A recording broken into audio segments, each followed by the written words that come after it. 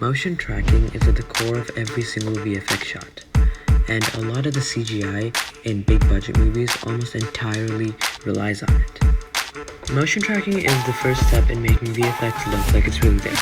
It's almost used in every shot.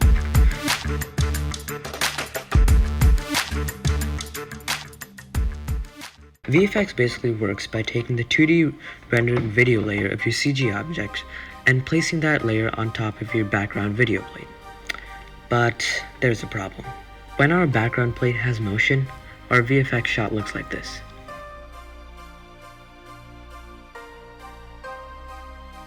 Yep, not good.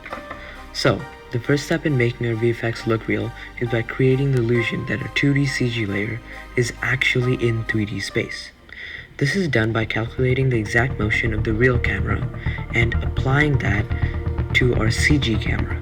So, when it renders our CG layer, it has the same perspective shifts as the objects in the real video. Now the 2D layer looks like it actually exists in 3D space. In this video, we are going to use a fully fledged 3D visual effects software called Blender, since it's the most similar to and the only free software that is actually able to compete against Hollywood cinema-grade visual effects softwares. Now, luckily the software does most of the hard work for you, keyword being most. The name of the game is to find the most high contrast points throughout the video and place 8 markers on them. Because with at least 8 markers at any given frame for the length of the entire video, the computer can calculate the 3D motion based on the location, rotation, and distance changes between all of the points. Also, make sure that the trackers are not on the same plane. Okay, so first I'm gonna go and hit prefetch so that the video loads and plays smoothly. I'm not gonna use the detect features option because I already have tracking markers, so I'm gonna place them manually. And for the pattern size and search size, we can just place the markers and adjust them later once we place them.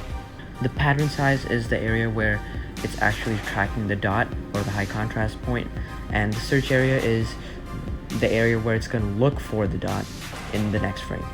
Instead of keyframe, I'm going to enable previous frame so that when it's searching for the same high contrast point in the next frame, it's going to reference the previous frame to sort of figure out what it has to look for. And I'm going to go ahead and leave pre-pass like it is.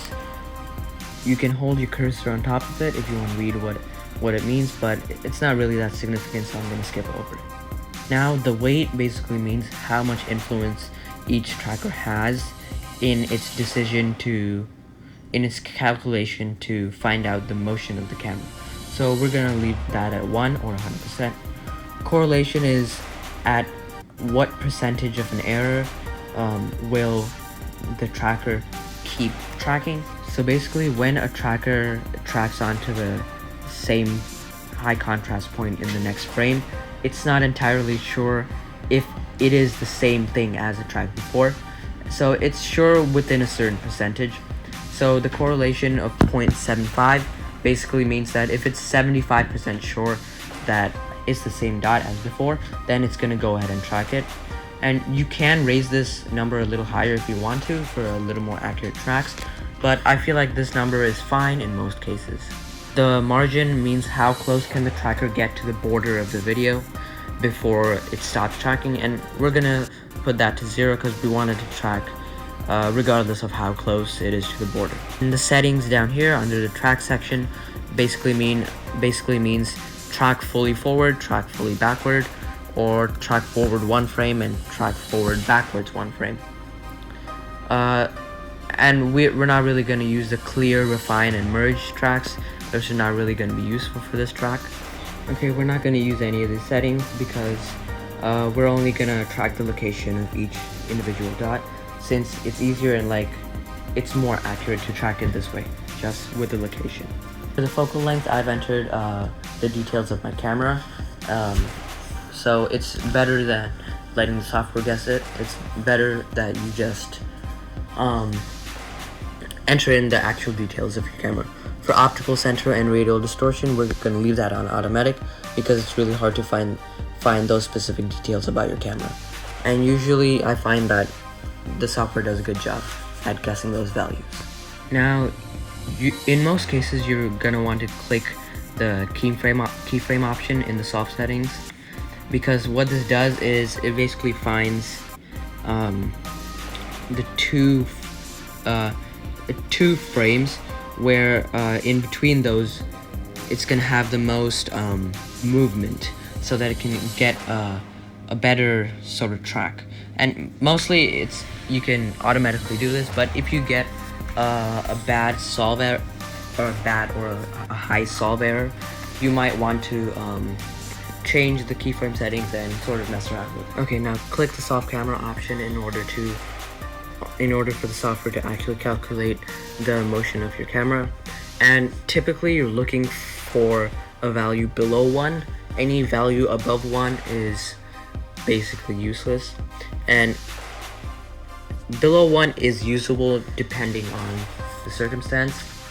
And if it's below 0.5, it's almost always near perfect and it's ready to go. But just in case, always try to get it as low as possible. Now that we have all the settings, we can start tracking. If we hold Control and right click, we can place a tracker. Place it in a high contrast point like the dots over here. Once you start tracking, adjust the scale or position of the tracker, or the search area manual. Before you start tracking, here are some tips. For your video, keep the shutter speed at a minimum of 1/200 and higher, and get a good enough resolution at around 3 to 4K.